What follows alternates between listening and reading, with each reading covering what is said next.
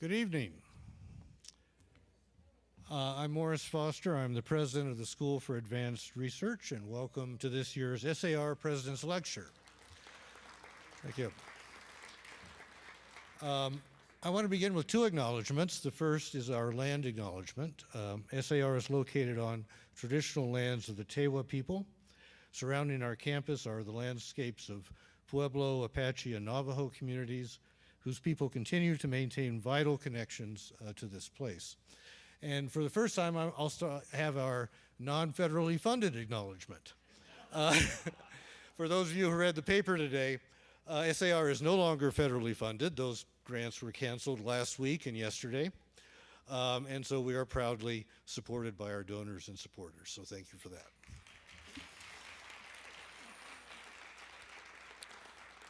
Tonight, SAR is pleased to present award-winning journalist and Cherokee Nation citizen Rebecca Nagle.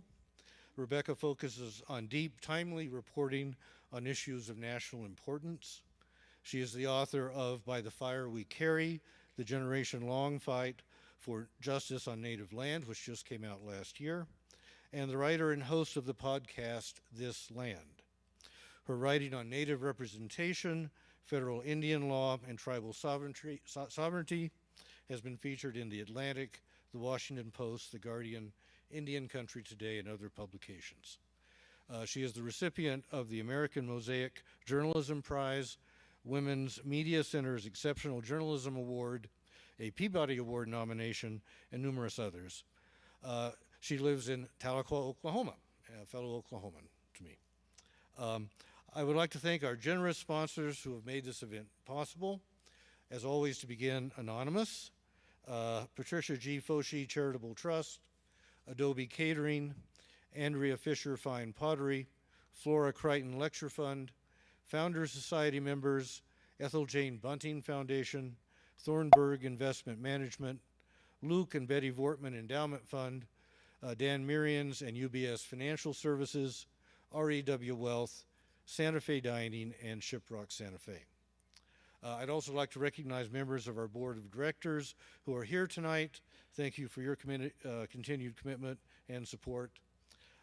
Events like these are made possible by the generous support of our donors and members, and not the federal government. If you would like information on becoming an SAR member, please visit our website at members.sarweb.org or stop by the membership table, which is in the back of the lobby, and speak with Yvonne and Lindsay after the talk.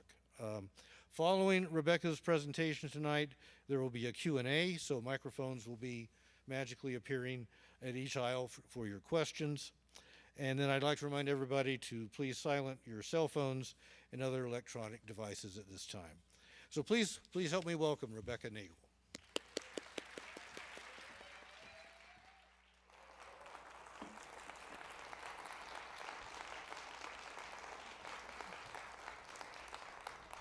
Good evening.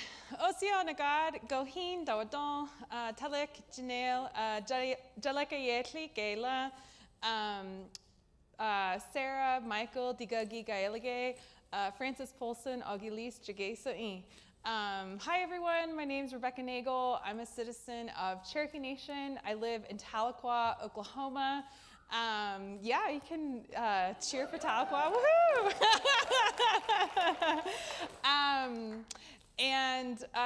My Cherokee side of my family is from a community close to Southwest City, Missouri, called Honey Creek.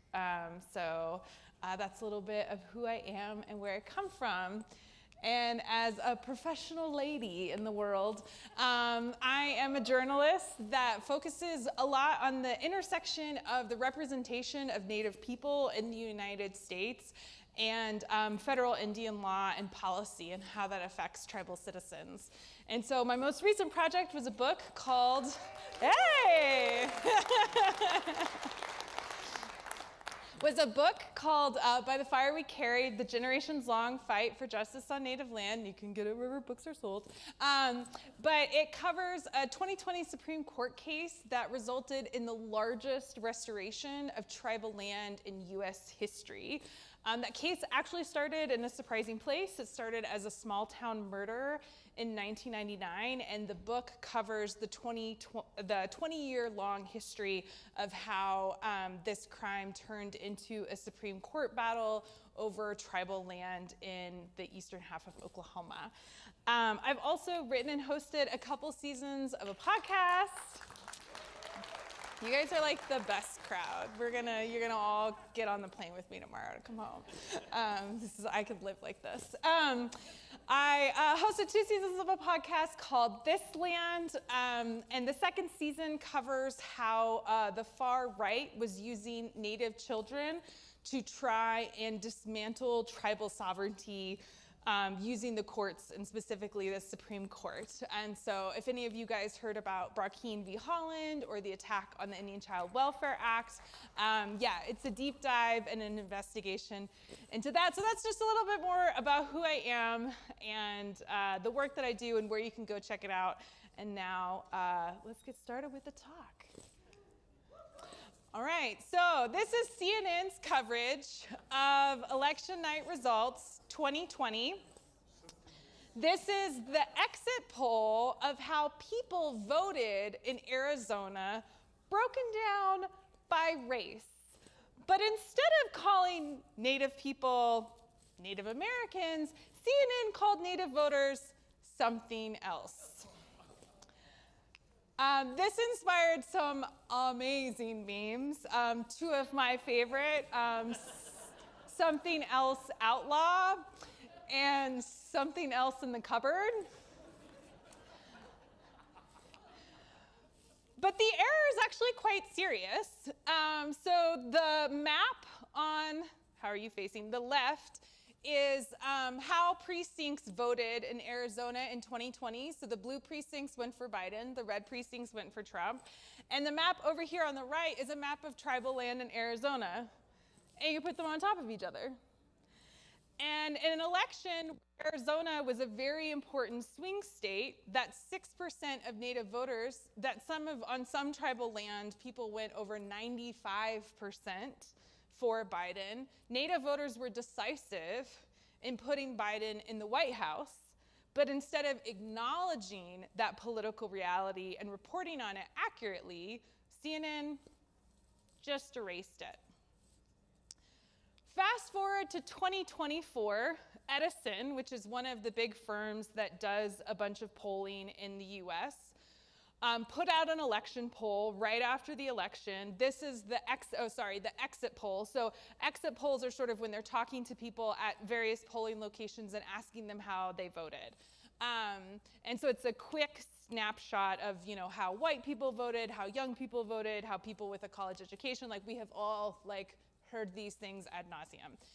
And so according to the Edison poll, Native Americans voted for Trump more than any other racial demographic in the United States, at a higher percentage than white people, at 68%. Do you guys think that's true? No, it's a bunch of BS. So what the poll did, in their national talking to voters across the entire country, they talked to 229 Native people. None of the polling locations where they did the exit polling were on tribal land.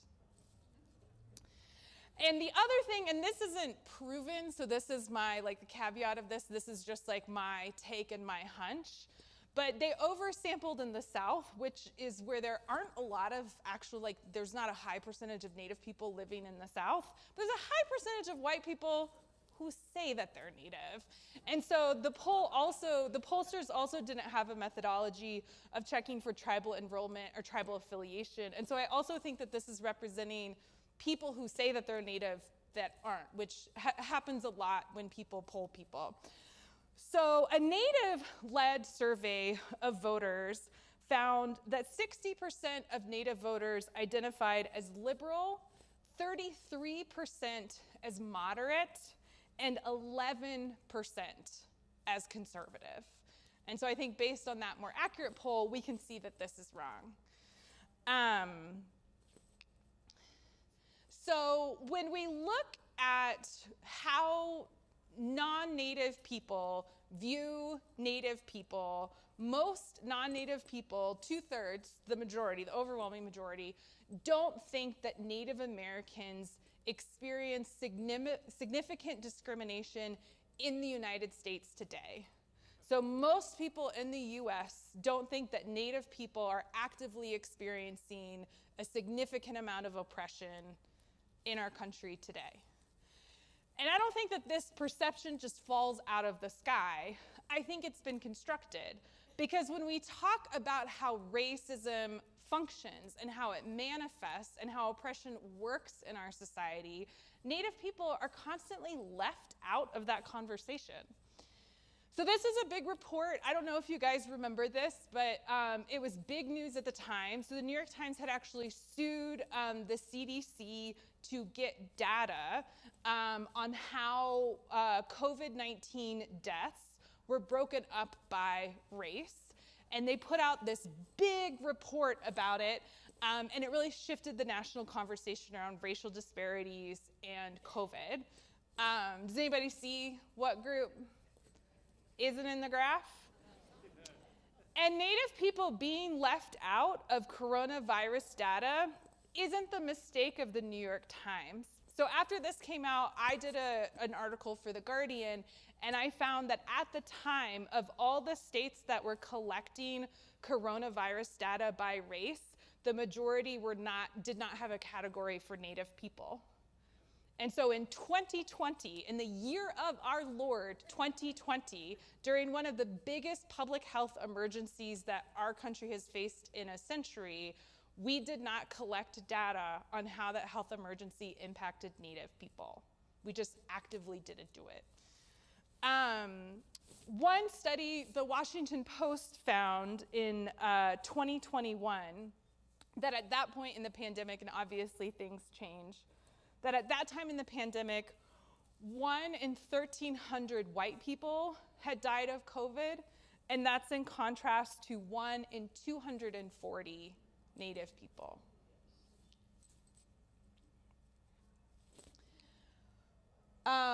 This is still happening today. Well, it was happening before Trump took office.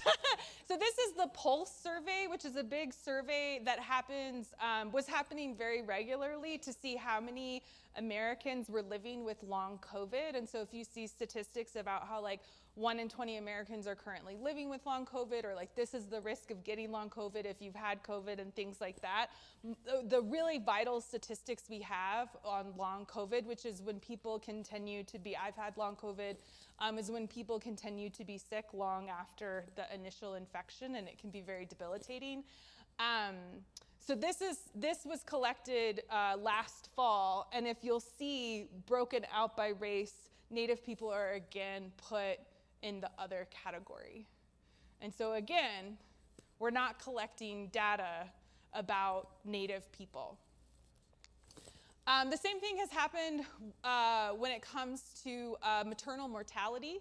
So another big topic that we've talked about, rightfully so, is the huge disparity between when people are giving birth, whether or not they are surviving that experience based on race, and that for Black women and Black people who are giving birth, it's a much more likely that they will die than white women and non-Black people. But when the CDC has been doing these big surveys and collecting this data, again, they just haven't been including Native people. And there's a really good research group called the Urban Indian Health Institute, and there's an advocate named Abigail Eckahawk who's done a ton of really good work in the public health space to bring Native people forward in those conversations. And so her organization started using the data that they already have access to as an epidemiological center to look at, okay, for urban Native women, what's the maternal mortality rate? And it's there. It's really high. It's really high. It's more than about twice the rate of white women. And so again, when we go back to that idea that the majority of people in the US don't think Native Americans are experiencing racism, to me, it's not surprising, because over and over and over again, Native people are just left out of the conversation. And this happens all the time. I mean, you know, there was a lot of reporting around what college enrollment looked like this fall after the Harvard Supreme Court decision. Did that reporting include Native students? No. You know, we're talking about all these federal funding cuts and how it's impacting, you know, different programs on the ground. Does the New York Times or does CNN, do those non-Native outlets include the specific impacts that those cuts are having in Indian country? Like when we talk about HHS and JFK Jr. and all of this stuff that's going on at HHS, are people talking about Indian health services and how that falls under all of those changes? No. And so over and over and over again, we're left out of these critical conversations. And this isn't just news. I mean, I'm a journalist, so I focus on the news, but this is across the board. So it happens in pop culture, it happens in K through 12, and I would argue even college education. It happens in media, it happens in obviously the news and in political discourse. So when you are listening to the radio, if you still listen to radio, God bless you if you still listen to radio, but when you're like on your podcast app or Spotify or you know, scrolling through Twitter or any kind of the media that you are consuming, less than 1/10 of 1% of the people that you will see will be Native American. There's a really amazing sociologist named Dr. Stephanie Freiberg. If you guys aren't familiar with her work, I cannot recommend enough checking it out. It's incredible. And she's really put numbers to this phenomenon. So one of my favorite studies that she did is that she looked at the 2,336 characters on the most popular TV shows for 2 decades of television, basically for like the 90s and the 2000s, from 1987 to 2007. And she counted how many of these TV characters were Native American. Does anybody have a guess? Well, a percent, but the actual number, it's the number. It is higher than 0. I heard 10. I heard 40. It's lower than 10. It's lower. It's lower than 4. 3. It's 3. There were 3 Native people. So out of 2,336 characters on TV, 3 of them were Native. And you know, like one was like that guy from Twin Peaks, which is like really problematic. Okay, anyways. Another thing that her research points to, so that's kind of like the landscape, right? So when we turn on television, when we turn on the news, Native people are almost never represented. But then when we are represented, in those rare moments where it breaks through the wall, it's this, right? It's not contemporary, living, breathing people who are walking the earth among us today. It is people from a distant, romanticized past. And so Dr. Stephanie Freiberg also looked at this. And what she did is she looked at the top 100 Google image search results for Native American and American Indian. She did this in 2015, so it's a little dated now.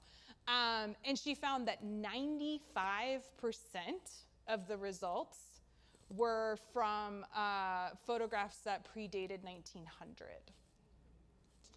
So I think in the American imagination, right, as Native people, we kind of like fall off this cliff where we, you know, like, of course we were here in the 1800s, right? We've all seen Westerns. But then after that, like, do Native people continue to exist? And I think in a lot of Americans' minds, we actually don't. And I think that, this is another, this is another example. So this is the Google predictive search text for do Native. And so it's do Native Americans pay taxes Do natives get free money? And do we celebrate Thanksgiving? Pressing questions. I like checked this today because it like changes slightly, although like the taxes and the free money are always up there. And it was like college was getting up towards the top. And then one of the new ones is like, do Native Americans grow facial hair? Yeah, that was interesting. Anyways, so I think that this is where people are at when it comes to their understanding of tribes, of tribal sovereignty, of contemporary Native people. And so I think that often we are taught that racism works and that racism functions when people are stereotyped and treated as less than or as other, right? When we disparage an entire group of people based on race, that's how racism functions. We are not taught that racism functions through people not being seen and being erased. And what I'm here to say is that the way anti-Indigenous racism functions is through that erasure. And Dr. Stephanie Freiberg's research has really shown, like by interviewing and doing like really great qualitative research with non-Native people, is that the lack of representation of seeing real, living, breathing, contemporary Native people is that a lot of Americans see us as less real and even as less human.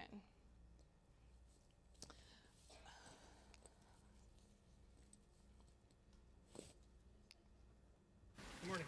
My name is Mark Trahant. I'm the editorial page editor of the Seattle Post-Intelligencer and a member of the Native American Journalist Association.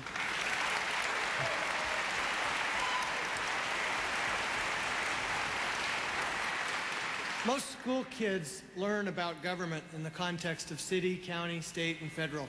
And of course, tribal governments are not part of that at all.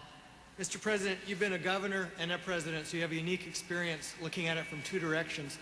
What do you think tribal sovereignty means in the 21st century, and how do we resolve conflicts between tribes and the federal and state governments? Yeah. Tribal sovereignty means that it's sovereign. I mean, you've been given sovereignty, and you're viewed as a sovereign entity. Okay. And therefore, the relationship between the federal government and tribes is one between sovereign entities. So we can laugh at Bush, but I would argue that if asked, I think like most people couldn't answer that question, right? I think most people don't know what tribes and what tribal sovereignty is. You know, we're not taught about tribes as a layer of government, just like we would know the difference between a city and a state and a federal government. We're never taught that tribes are part of the layer of government in the United States. You know, we're not taught about how treaties are part of the Constitution. I'm not gonna do this in Santa Fe, but like when I give this talk in places where people really have no point of reference, I'll ask them how many tribes people think there are in the US. And it's like almost always under 100. And people are like mind blown that it's like over 570 federally recognized tribes. And so my point is to say that the ignorance that is sort of this part of our culture here in the United States is the same ignorance that our senators have, that our presidents have, that our Supreme Court justices have. They are no less immune from the prevailing ignorance and stereotypes about Native people. And from that ignorance, we get a lot of really bad policy. And so the stories that, you know, I really strongly believe that the debate over truth in our country is so bitter because a lot of power flows from the dominant narrative, right? The power to shape both public sentiment and public policy. And a lot of times when there's big policy shifts, what you see come before that are these big narrative shifts, right? And so that policy and narrative thing goes hand in hand.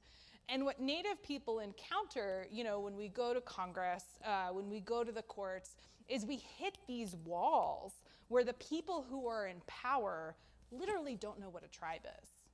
So there was this case that went to the Supreme Court in 2013. Does anybody here remember Baby Girl versus Adoptive Couple? Or a lot of times people called it the Baby Veronica case. Yeah, I see a lot of head nods. So it's about whether or not a white couple could adopt a Cherokee girl, a little girl, because her father also wanted to have, her biological father also wanted to have custody. And so it's kind of about whether or not the state courts could terminate his parental rights.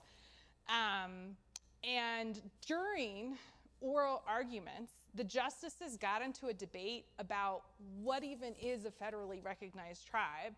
And our Chief Justice, Justice Roberts, asked if people could enroll in Cherokee Nation if they just felt like they're Cherokee. I think the exact line is like, if they think culturally, I'm a Cherokee. And you just want to be like, no. And you want to know why people can't do that is actually because your court in Rogers, which is a case from the 19th century, said that they couldn't. Like you have set the boundaries of this. And to me, it's just so profound that your court would have that power and the highest position in your court would not know how you have exercised it in the past and would not even know really what a federally recognized tribe is. And so a more contemporary example of the Supreme Court and ignorance is what happened after the 2020 McGirt decision. So are folks generally familiar with the McGirt decision in 2020? So yeah, 8 reservations in the eastern half of Oklahoma were recognized. They hadn't been recognized by the state in over 100 years. And the state had been prosecuting people like it had jurisdiction even though it didn't. So state jurisdiction on tribal land, depending on the state, is limited. And so Oklahoma started putting out all of this information that thousands of criminals were walking free. That first it started at hundreds, and then it became thousands. And eventually, our governor said that 76,000 past convictions could be overturned because of this decision. And the Washington Post, in this article, with the Supreme Court correspondent for the Washington Post, included that number in their reporting without any context. And this is the context of 76,000 at the time. It was 3 times the entire prison population in the state, like the entire prison population in the state, and it was over 60 times the number of Native people incarcerated from the affected area. And so it was literally from Mars. And I, with another reporter, Allison Herrera, went to the governor and was like, where did you get this number? And the governor said, oh, you'd have to ask the district attorneys. We asked the local DAs, and they gave us the number. So then we went to the DAs, and we filed open records requests, and we're like, hey, just send us the email or the number, whatever you sent the governor. A lot of them we didn't hear back from, but the ones we did said, we don't know what you're talking about. We never sent a number to the governor. And so that's the type of reporting that the Washington Post was doing, and that's the environment that the level of ignorance creates, is that basically bad actors can make up lies about tribes and how tribal jurisdiction works. And one of our most prestigious papers in our country doesn't have the basic skills and basic understanding to check those lies against reality. That lie was also submitted to the Supreme Court in a cert petition, which is basically like a petition asking the court to hear a case, in a case that the court decided to hear. And the court actually gave not just Oklahoma, but all states more power to prosecute crimes on tribal land, even though there's a lot of research that actually doesn't improve safety for Native people. And so all of that bad information made it up to the Supreme Court and influenced the final outcome. And so whether it's us getting left out of data, whether it's bad reporting and inaccurate reporting like this, there's not this like clean separation between policy and these cultural beliefs. They influence each other, and that's why the cultural beliefs are really important, because they hold a lot of sway. Hold on. And it doesn't just work that in one direction, right? So far I've been talking about how this ignorance is bad for Native people, right? And how it undermines indigenous rights. But I would argue that this ignorance also undermines US democracy, because we don't understand what our government has done and where we've come from. And I think that lack of understanding has a lot to do with why we are where we are at this moment. So just a few examples. So take the situation of birthright citizenship. So Trump's trying to undo birthright citizenship, which is in the Constitution through a constitutional amendment that was passed like after the Civil War and the end of slavery. But that amendment did not apply to Native people. So most Native people did not become US citizens until 1924, and we did not become US citizens by a constitutional amendment. We became US citizens by a congressional act. So we actually, as Native people, we do not have a constitutional right to US citizenship. And what the Trump administration is saying in court is that, no, we don't have to extend citizenship to everyone born on US soil, because generations of Native people were born here. They weren't US citizens. Take Greenland, right? So since President Trump has come into office, he has threatened to annex Greenland. He's also threatened to take over the Panama Canal and to build hotels in Gaza, which is just horrifying. And he, as the president, has the power to do that. Why does a president have the power to take land from other people and to unilaterally seize land? Well, how did a bunch of colonies that were hugging the eastern seaboard at the time of the writing of our Constitution come to create a country that not only stretches from sea to shining sea, but eventually would take over Hawaii, Alaska, Guam, and Puerto Rico and the Philippines? Because we gave presidents the unilateral power to create territories and seize territories and govern people whether they wanted to be governed by our government or not. You know, that's part of the fabric of our government, and it has been there since the founding, and we've never dealt with that. We've never even begun to deal with that. You know, we think about the Constitution and liberal rights of US citizens, but we don't think about the arm of US empire that since our founding has governed people that have no say. You know, our government, from indigenous nations to Guam to Puerto Rico, has always ruled over people who lived under the raw power of our government, but not the liberties and privileges of our Constitution. And I would argue that our inheritance as US citizens is a democracy that can be wildly anti-democratic, because again, since the founding, we have ruled by consent, but we have also ruled by conquest. And that's baked into the system, and now we are seeing it manifest. And then the last example I want to talk about is this fear that Trump will defy the courts. And then that basically there'll be no check on the executive power. And so I just want to back up and tell a story. So there's a court battle going on right now over whether or not a father that was deported to El Salvador needs to be brought back, and whether or not not just his deportation, but some of those deportations were done in defiance of a court order and were illegal. And so in 1832, Cherokee Nation, before the Supreme Court, won a really important court case called Worcester v. Georgia. And what was happening at the time is to try and force us out of our homelands, Georgia was illegally harassing Cherokee citizens on our land. And they had like a special militia, they were torturing people, they had a lottery and were like assigning parcels of Cherokee land to Georgia citizens, and then had this militia to defend them coming in to seize Cherokee homes. So the situation was very, very bad.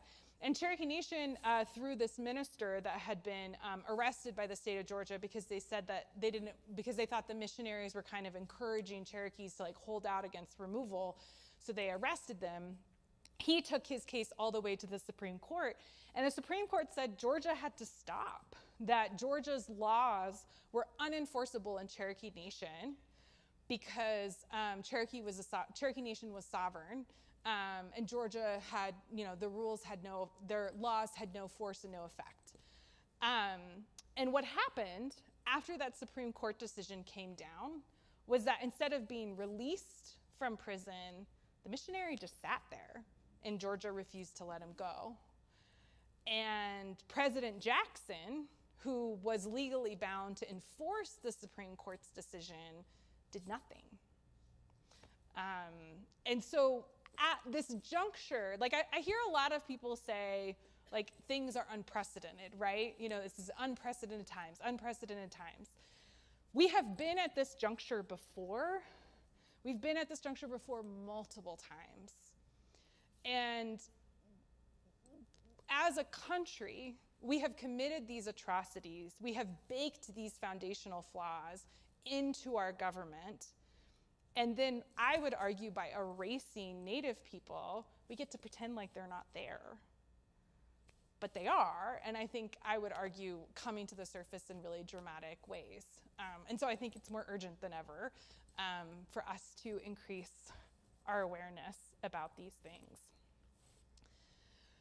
And so, often in the story of the United States, Native history is treated like this tragic, distant chapter of the American story, and the legal terrain that it created, like a siloed backwater of American law, right? We put federal Indian law over here. We don't teach it as part of the Constitution. We don't talk about it.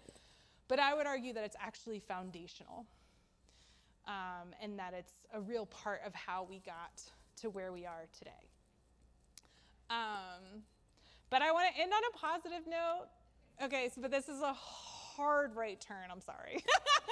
But I think that things are getting better. I think that things are getting measurably better. And I can't prove this, but my theory of what's happened is that I think that Standing Rock was a real breakthrough moment. I think it was a generational moment where people were like, oh crap, Native people still exist and they have needs and they're upset about things, and we haven't thought about that since Wounded Knee and AIM in the 1970s, and oh crap, this is here now and we need to deal with it.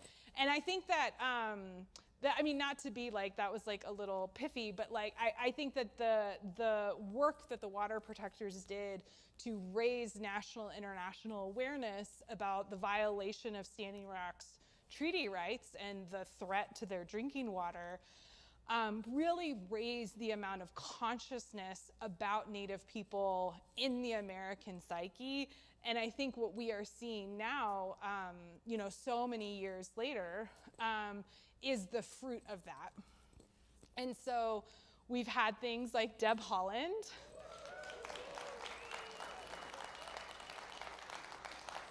Maybe your next governor. So when she was elected to Congress with Sharice Davids, they were together the first Native women elected to Congress.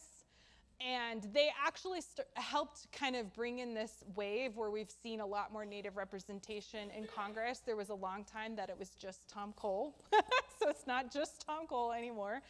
And then, of course, she was the first, she was not only the first Native person to lead the Department of the Interior, but she's actually the first Native person to ever hold any cabinet position ever. And now she's running or going to be running for the governor of New Mexico. And if she's elected, she would be the first, not the first Native person, but the first Native woman to be the governor of a U.S. state. So it's really exciting. Peggy Flanagan's also going to run in Minnesota, so maybe we'll get 2 again. That would be great. I think we're also, I would argue that I think the place, reservation dogs! I know. Oklahoma represent. So I actually think the place where we're seeing like some of the biggest shifts is in film and television. I think Reservation Dogs is another one of those like breakthrough moments where it's not, Native characters, and we gotta still have like a white character at the center of the story so white people will watch. It's just Native folks writing about Native stories from a Native perspective in a way that I think was really transformative. There was a lot of heartache in it, but also a lot of humor. So it's also not the kind of like Native tragedy story that we can get sold a lot. And so, we've had other things like Erica Tremblay's Fancy Dance, or even like the work Sydney Freeland is doing with different like series for Disney and directing it. So there's Dark Winds, there's sort of all sorts of stuff going on, and it feels like a real watershed moment, which is really exciting. And it's not like that it's all roses, right? We still have like Yellowstone, where like literally the lead Native woman is played by somebody who's not Native. But I think it's starting to get much better. And I also just want to give a shout out to Native Publishing.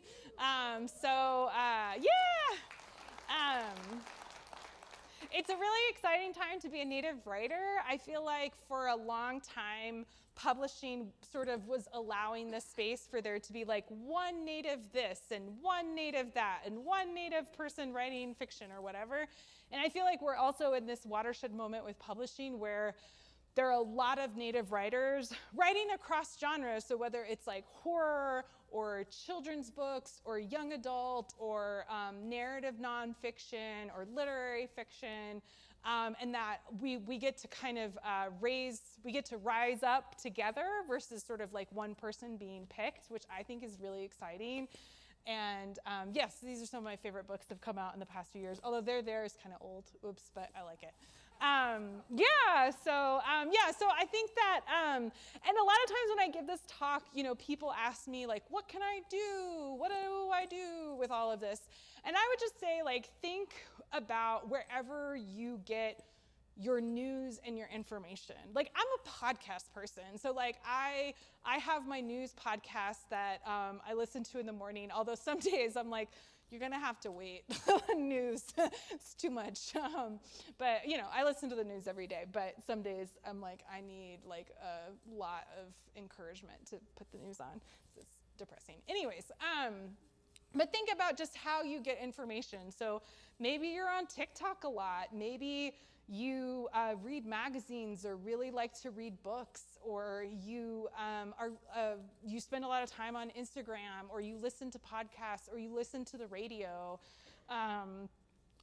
Think about wherever you're consuming media and just consciously add Native voices to that. So follow Native people on social media, add ICT news or national Native news or Native American calling to, what you're reading online or to your podcast, or, follow NCAI and NARF and Indian Collective on social media so that you're getting those like breaking news and like quick and rapid responses to things in Indian country as they develop. So that's, I think, what we can all do individually to combat, the erasure and the ignorance that is just, unfortunately surrounds us. So with that, I want to open it up to questions. Oh, thanks. Yeah, let's need some water.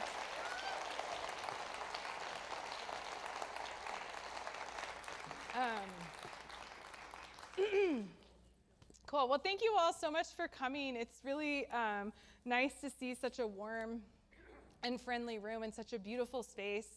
If you have anything that you'd like to ask, you can come down to either of the microphones, I think we'll, form a line. And if you're unable to get to a mic, maybe just give a hand wave and we can make sure that we still get to you.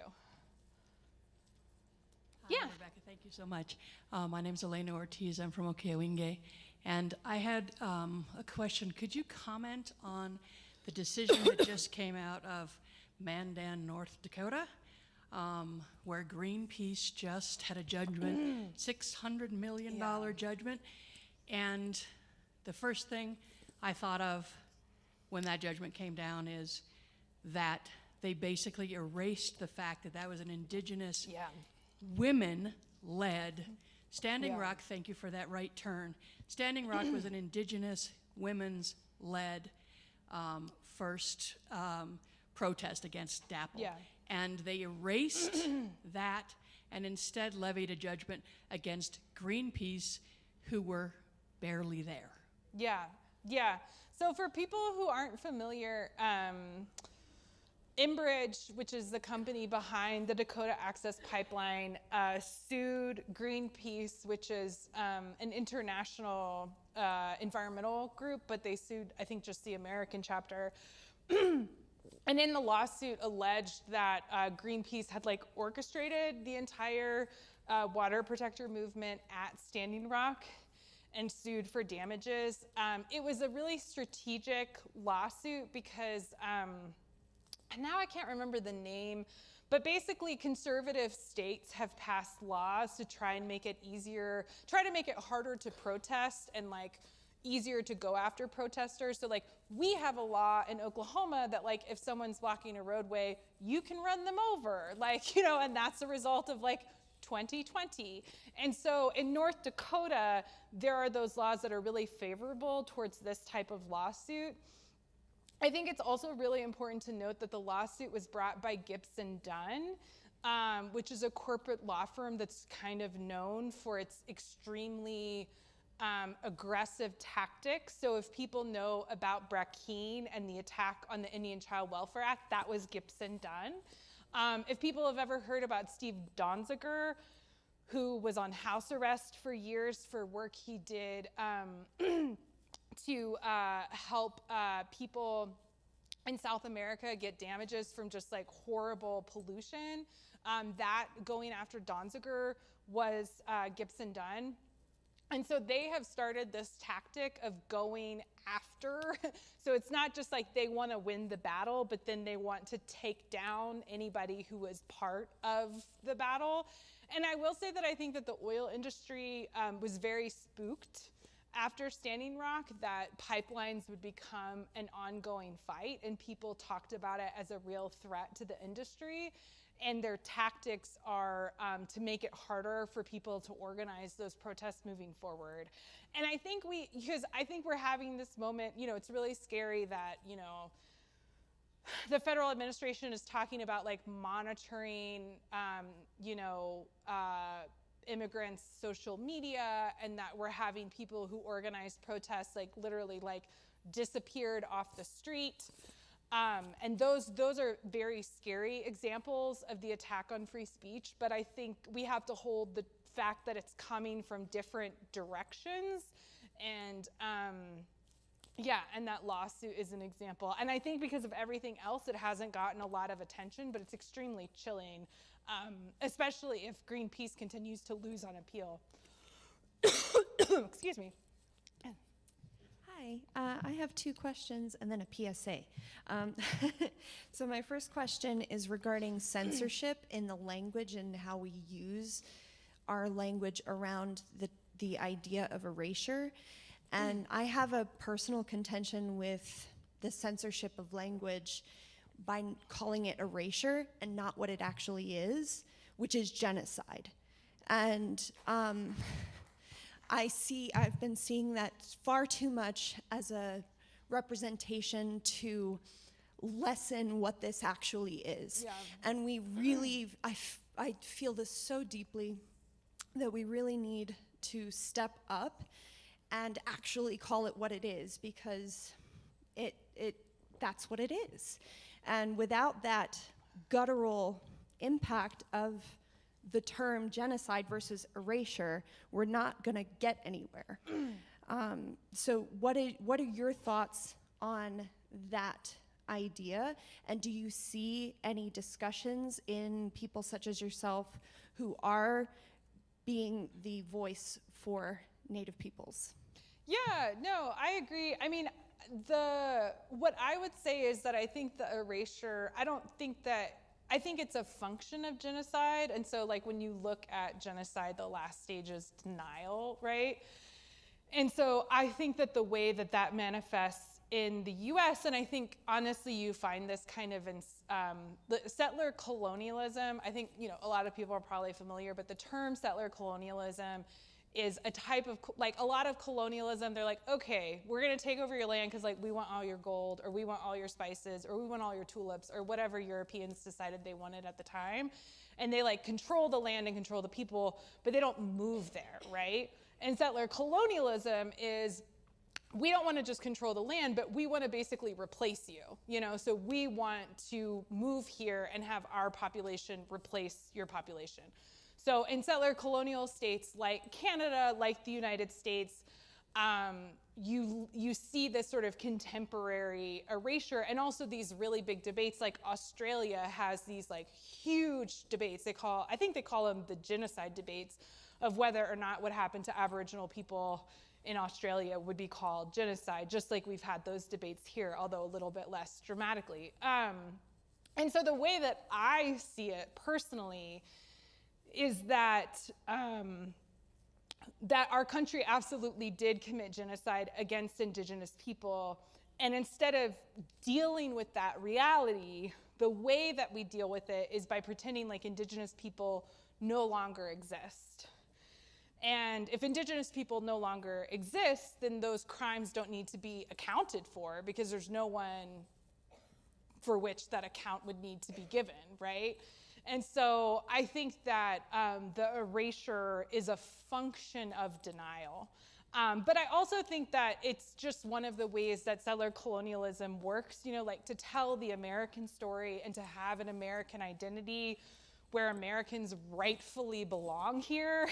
You know, you kind of have to like get rid of Indigenous people, and the getting rid of can be physical, but it's also rhetorical. And you see that going on like early in the US, right? And so like when you look at like 19th century lawmakers, they'll talk about Native people as like melting snow and like this, or like leaves on a tree in autumn, like as if like the disappearance of Native people isn't a result of like their policies and their violence, but it's just sort of this like natural order of the world. And so I think that those ideas are really deeply embedded in the American conscious, you know. But anyways, I could talk about it for a while, but yeah, absolutely. So I guess what I would say, just to put a fine point on it, is that I think that the erasure is a function of denial. Thank you. And then my second question is regarding the symptom of lack of representation in news media. And I feel like that is a symptom of the underlying issue, which is that we don't actually have free press right now, which is why podcast news representation is so important, because there is some free press in that field. But in regards to the idea of free press existing, do you know, as an authority of the research that you've done, do you know of any initiatives that are Native-led in representing or creating more free news media representation? Yeah. In that regard. Yeah, absolutely. So some really good resources are the Indigenous Journalist Association, or IJA. So it's a member organization, and you don't have to be Native to join. So you can also like get those resources. You know, whoever, especially if you're a journalist, if you want that kind of professional development. And then there are like Native-run news outlets, so like ICT News, Indians.com, so it's with a Z, Native News Online. Indian Collective is more of an advocacy group, but they do a lot of communications around like breaking news. And then a really, really important resource is tribal newspapers. So a lot of tribes have our own newspapers. And those are really important because a lot of times our newspapers, you know, if we think of free press as a function of democracy for our democracies in the microcosms of our tribes to function, we need that piece of public information and accountability. So like Navajo Times is like, does great work. You know, we have the Cherokee Phoenix, Osage News, a lot of tribal newspapers are doing really good stuff. And then there are individual Native reporters at different places, and some outlets, although it's like, it depends on the outlets, but some outlets are starting to have this model of having like an Indigenous affairs correspondent. And the ones that are doing a really good job aren't like, hey, you one person, this is your job, but they're actually building out a desk and having an Indigenous affairs desk. And so Tristan Atone kind of modeled this or helped create it at High Country News. And so I think that magazine is a really good example. He's at Grist now, and Grist is doing a lot of really good reporting. And so, you know, it really just depends on the outlet, but like most of the large kind of what we think of as like the anchor national institutions, whether it's the New York Times or the Washington Post or NPR, none of those places yet have an Indigenous affairs correspondent. And so I think that's something to continue to push for. But yeah, so I think it's really important, you know, like I put a bunch of stats up there about like the dismal representation of Native people in the media, but that's also true on the back end. So if you lift up the hood on our news media, less than 1% of people who are staffing newsrooms are Native. And so that, you know, of course, it's like not surprising that the representation on the output isn't there. And I think that like, one of the points I like to make a lot is that I think if we think of it as a diversity problem, it won't get solved. I think that we need to think of it as a journalism problem. So just like, you know, you wouldn't send somebody who doesn't understand the difference between the House of Representatives and the Senate to go report on Congress. Why are you sending a reporter who like knows jack about a tribal government to go and report on tribes, right? And so that kind of stuff happens all the time though. And so what news outlets need to do is actually invest in their reporting on tribal communities with this, so that they are meeting, like our communities don't get the same standard of journalism. I would argue that many non-Native media outlets are not meeting the standards of journalism when they cover our communities. So that reporting is inaccurate, it's not timely. So like even with Standing Rock, before it was national news, that stuff had been going on for months, right? Like it was like, all the Native outlets had been covering it 4 months before like it got picked up. So it's not timely. And oftentimes there's a lot of misunderstanding or incompetence. So when we think about journalists as being able to put a specific story into its broader context, and we trust them because they have that subject matter expertise, they don't have it when it comes to tribes. And so their reporting oftentimes like misses the mark, if that makes sense. And so I think we need to treat it like a journalism problem and not like a diversity problem. If anybody in here runs a newsroom, that's my soapbox. Cool, thank you. Okay. And then this is just a quick PSA. Long COVID is actually POTS, postural orthostatic tachycardic syndrome, which is what I have. So that's just for people who might have it and not know. And that's like, I appreciate that, but not everyone who has long COVID has POTS. So long COVID can manifest in many different ways. It can manifest as chronic fatigue. For me, it was migraines. I also was diagnosed with POTS. So, but POTS is very common with people who have long COVID, because one of the things that long COVID does is that it hijacks what's called the autonomic nervous system, which is the part of your brain that regulates like all the stuff you don't think about, like heart rate, which is POTS is like when you stand up and like your heart rate fluctuates. really fast and you can get lightheaded, and it can make any kind of exertion really difficult when it's severe. And so, but long COVID can dysregulate the nervous system and dysregulate those like autonomic functions of the nervous system, and POTS is one manifestation of that. So, but there are many different ways that long COVID can manifest. I'm curious if you could give us like a 1, 2, 3 of the priorities you're looking at reporting on in the next year. Of the best, the most important stories you think we all need to know about.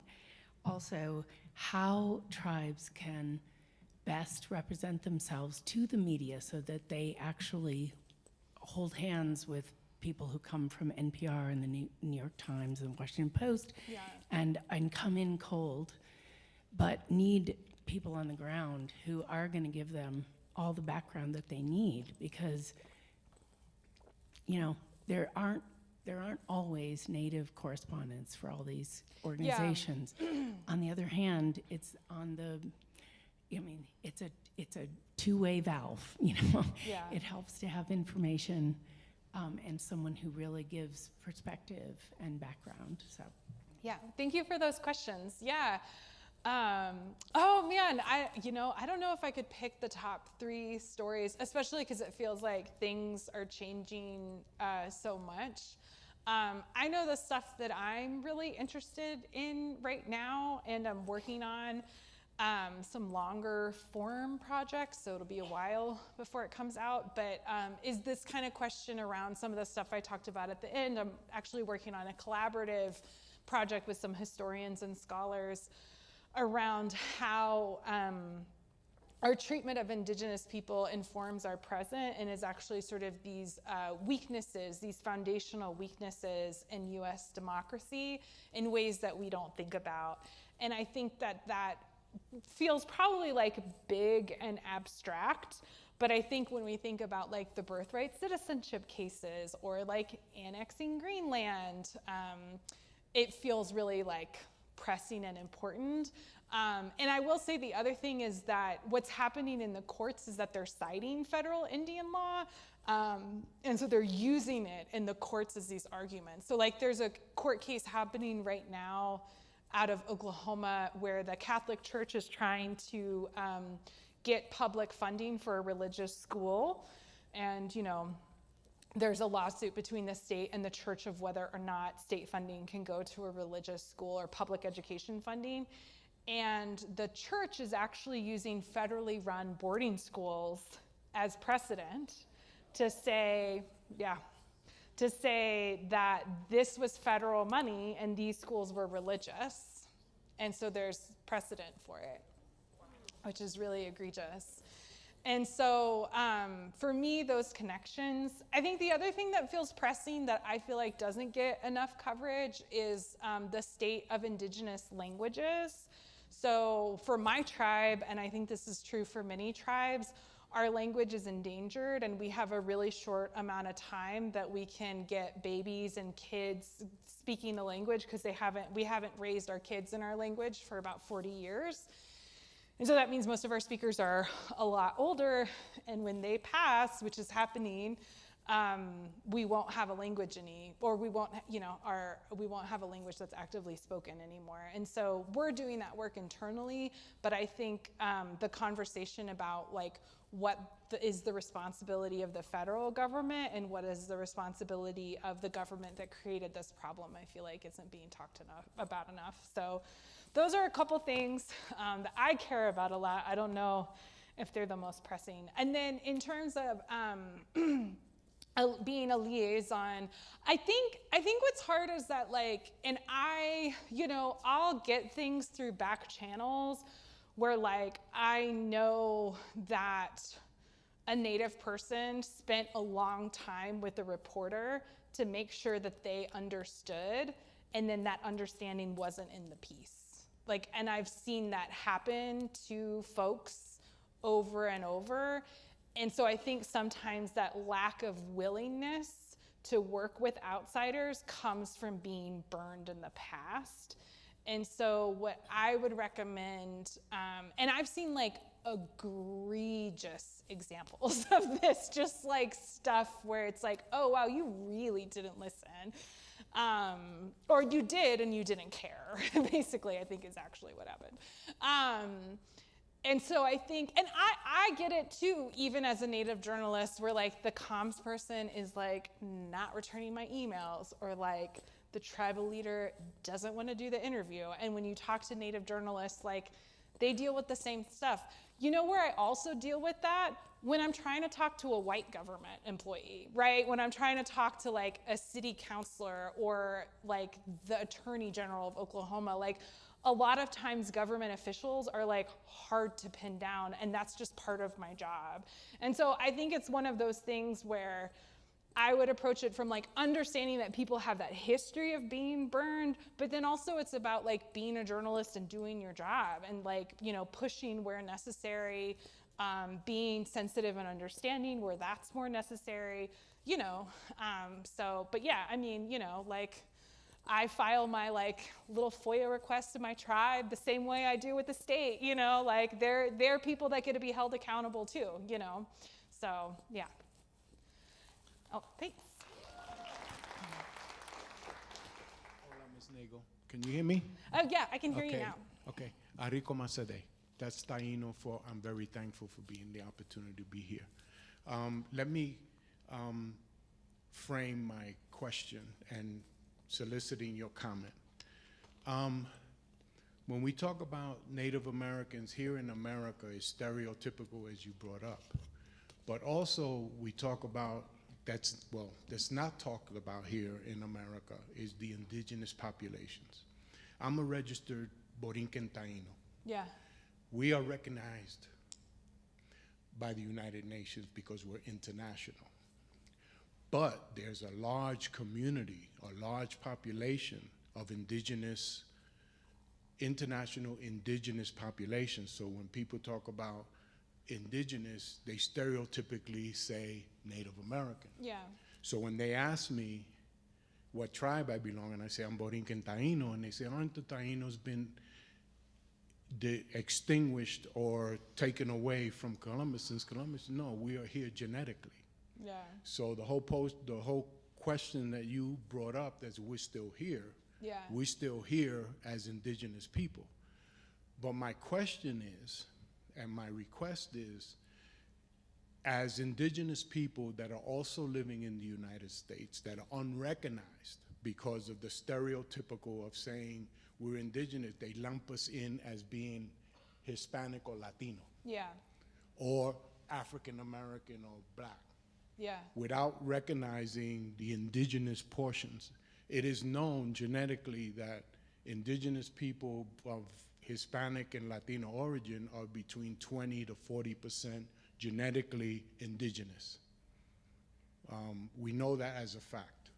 Whether we accept it or not, that's a whole different thing because of the colonization and settler issues.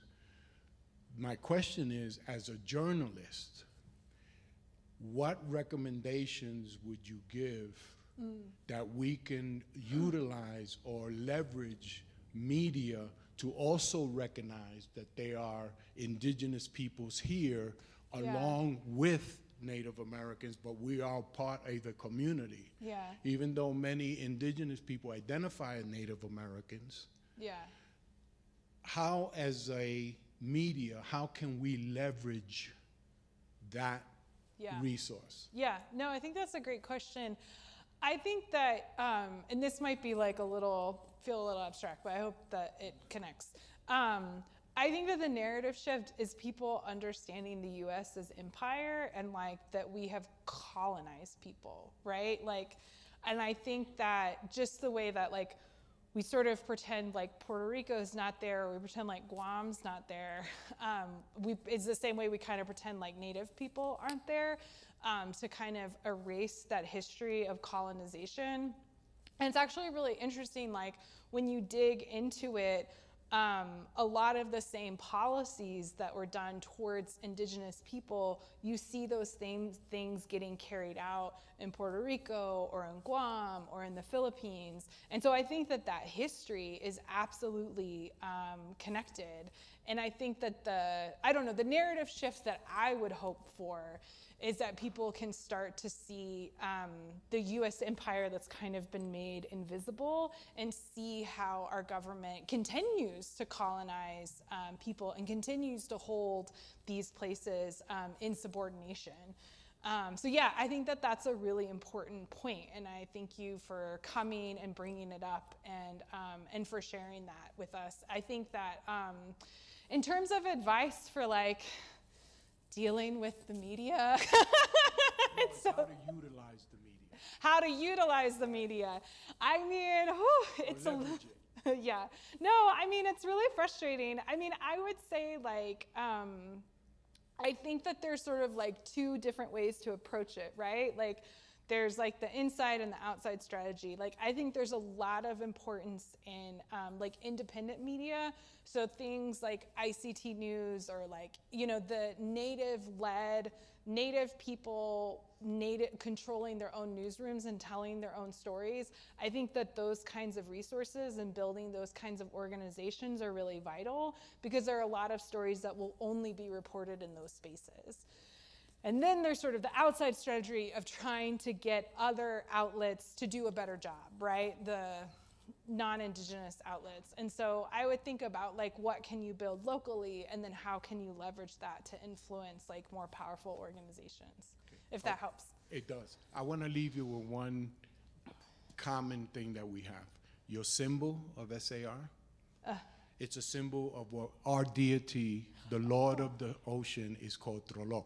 Oh, wow. Trolloc controls huracán. Huracán is what people know as the hurricane. That's our symbol of the hurricane. Oh, wow. Oh, that's really cool. Thank you for sharing that.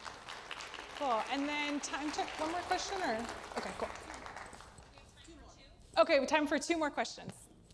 Hi, Rebecca. My name's Evan. I just had a question for you. First off, thank you for this talk, and thank you for all your reporting that you've done over the last few years. My question is, given the media environment that we have right now, where doing journalism is getting more and more difficult for people, what, besides bringing in humility and doing your homework, what are the most important things that a non-native journalist can do when approaching a story?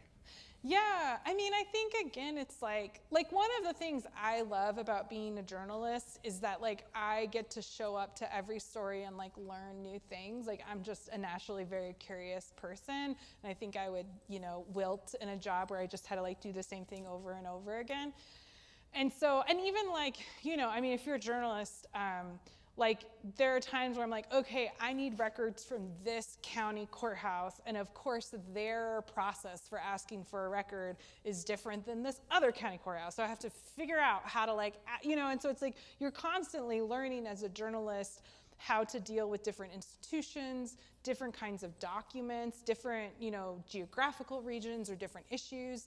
And so I would really, again, like go back to those like core journalistic principles and really try to do your due diligence as a journalist. And so it's like, what kind of information do I need before I do this story? You know, sometimes if I'm digging into documents where I feel like I'm at risk for missing the big picture, right? Because like maybe I'm not an expert in this field, I'll try to talk to several different experts, get different perspectives before I dive in deep, so that way I kind of understand the groundwork. So I think the same kind of stuff that we would do for any kind of thing where we're like, okay, we're reporting on something where we do know that we're a little unfamiliar. Like I had to do that with foster care. I hadn't reported on foster care again before and had to learn a lot about, one, how I can access those records, which is a total, you know, complicated mess, and then what the different, you know, terms and everything means and how it works in the courts and how adoption works and all that stuff.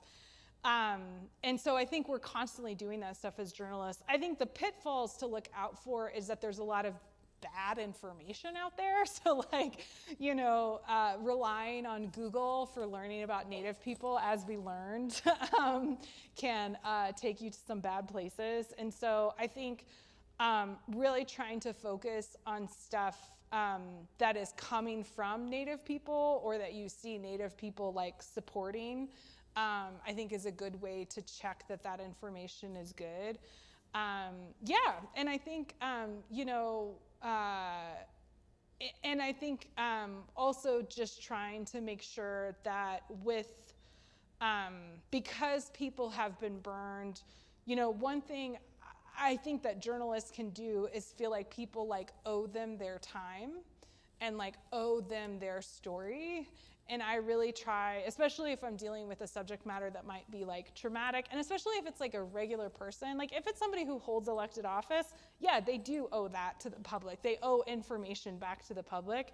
But if it's a regular person, that's their choice. Like they're just living their life. And so I think like having that kind of understanding when you're interacting with people too, I think is important. So I hope that helps. Yeah, cool. So I think we have time for one more question. Retired from Oklahoma, oh, and cool. I was wondering, what do you think the effect of the McGirt ruling has been on popular recognition of Native Americans? Yeah, that's a good question. I think it was a really exciting moment. I think that the decision itself got a lot of press and attention, and then obviously a lot of people were talking about it locally. I think the best effect was for citizens of the 5 tribes. It kind of like puffed us up a little bit, and we were like, yeah, you're on the Cherokee res. Like, you know, like I think we have been beaten down by the state a lot in our history, and so I think to have that win was really powerful for the tribes. And I think of it as a generational shift, and I think that what will come of it, the totality of what will come of it, we haven't seen yet. And so our tribes went through a pretty brutal process of allotment, which is when the federal government came in and privatized tribal land so that it could be opened up to white settlers. And a lot of times, so then the land was held by individual tribal citizens, and people were very resorted to corruption, bribery, even murder to get that land away from the Native owners. And, you know, we weren't allowed to practice democracy for 70 years. You know, there was just a lot of suppression of our tribes in eastern Oklahoma with allotment. And we've been slowly coming out of that really since the 70s. And so it's actually been about half a century that we've been rebuilding what was diminished during allotment. And I think that McGirt is sort of almost like, it's a big piece, right? It's a very big piece of what we're building back, but it's something that we're growing. In terms of the state, I mean, I think the average Oklahoman like does not care. I think that our governor cares a lot that there are reservations, and I think that there are certain bad actors that have made a very big deal about it. But I think that most residents of Oklahoma and most Oklahoma officials are fine with it and are figuring out ways to make it work. And so, you know, because of how jurisdiction works on tribal land, honestly, tribes don't have much jurisdiction over people who aren't native. So if you live on a reservation, like the tribe can't tell you what to do in most circumstances. And so it's not affecting people's day-to-day lives. So, but yeah, but thank you for that question. I'm happy to meet a fellow Oklahoman, and I hope that what the legacy of the McGirt decision is that our tribes continue to build back what we lost through allotment. So thank you.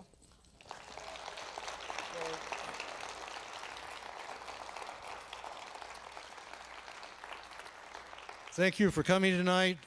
We have some flyers and material out front about our other events. And please join me again in thanking Rebecca Nagle for bringing the fire tonight.